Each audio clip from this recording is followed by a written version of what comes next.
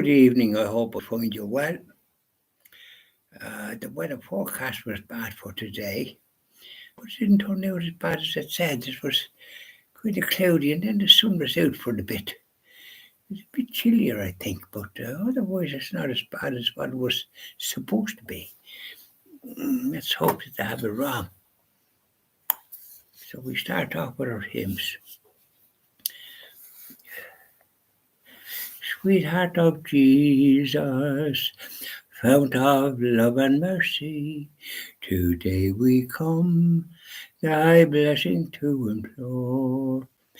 Oh, touch our hearts, so cold and so ungrateful, and make us love thee more and more each day. Sweetheart of Jesus, we implore. Oh, make us love thee more and more. Sweetheart of Jesus, make us pure and gentle, and teach us how to do thy blessed will, to follow close the print of thy dear footsteps. And when we fall, sweetheart, oh, love us still. Sweetheart of Jesus, we implore. Oh, make us love thee more and more. Lovely there, yes, we have said, Lord Jesus. Blessed Mother. Here we now. As I kneel before you, as I bow my head in prayer, take this day, make it yours, and fill me with your love. Ave Maria, gratia plena, Dominus tecum, benedicta tu. All I have I give you, every dream and wish are yours. Mother of Christ, Mother of mine, present them to my Lord. Ave Maria, gratia plena, Dominus tecum, benedicta tu. As I kneel before you, and I see your smiling face, every thought, every word is lost in your embrace. Ave Maria, gratia plena, Dominus tecum, benedicta tu. Now, oh, Blessed Mother, up there and keep an eye on things. So, how are you today? How are things in Glockamore, as they used to say? So, I hope you're keeping well wherever you happen to be. And as I spoke about the sun there a minute ago, lo and behold, it was started shining in again. So, they were yapping about this, that, and the other storms today. So I cut the grass yesterday. Normally I do over Saturday. So I thought to myself, it's going to be rain tomorrow. I don't want to be caught. But sure, it wasn't raining. It would have been a grand day to do it, but remember, I did it yesterday. And so today was a mixed day. As regards, like, you wouldn't know what way it was going to turn out any minute. Because it got cloudy, but the rain didn't come. And so I was out this morning to get my papers and one thing and another. And a card for somebody getting married in due course. Just might as well happen in plenty of time. A stitch in time saves nine. Isn't that right? Did you ever hear that expression? It means to do things so as you have them, and you're able to make a good choice, a choice that you hope is good for the couple get married. We see no more. Mum's the word. So here we are anyway. So I just noticed the crows there start building their nests and then having their family and feeding them for a few months. But now those have come up, and there's only a few watching them. I think their young crows are beginning to. You see them stand, and the next thing is they're taking off.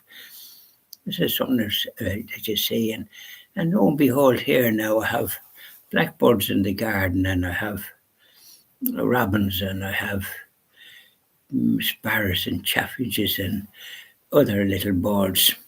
I put food out for them in the morning, porridge. When I have porridge, I make enough that I have some for them.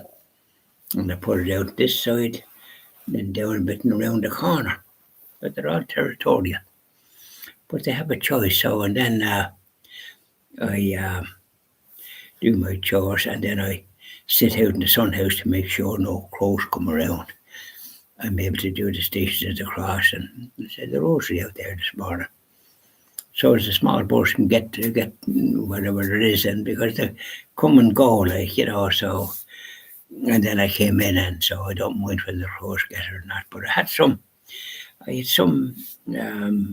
bacon or ham or junk, and I had it in the deep freeze in the kitchen, in the fridge, small fridge, and I opened it, I had it out yesterday, and I was going to have it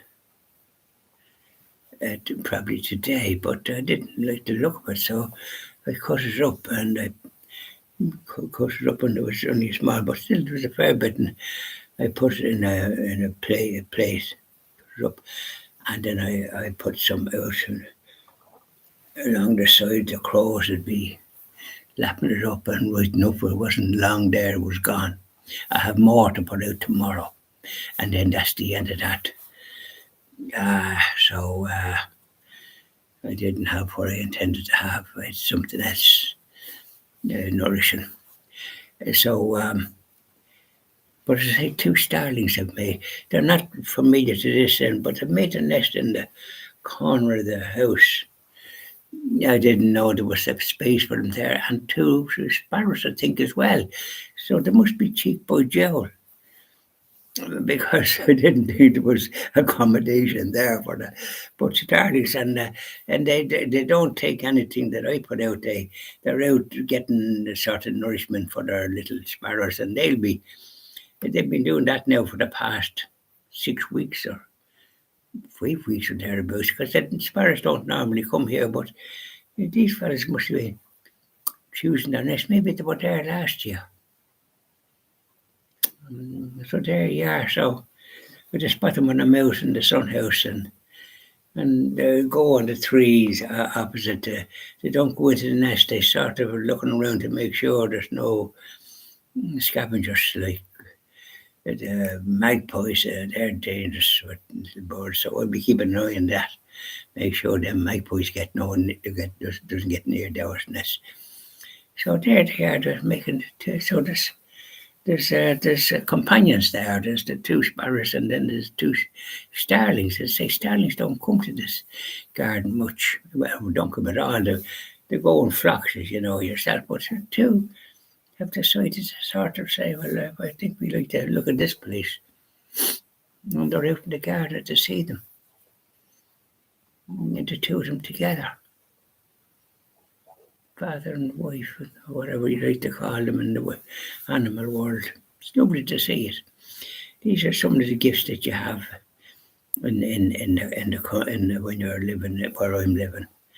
You're living in a city, you don't have such a variety in a fit. You just don't have it. You might have other facilities, but I like like that sort of thing that I have here. and I like to have that. I wouldn't like to live someplace where I wouldn't have that.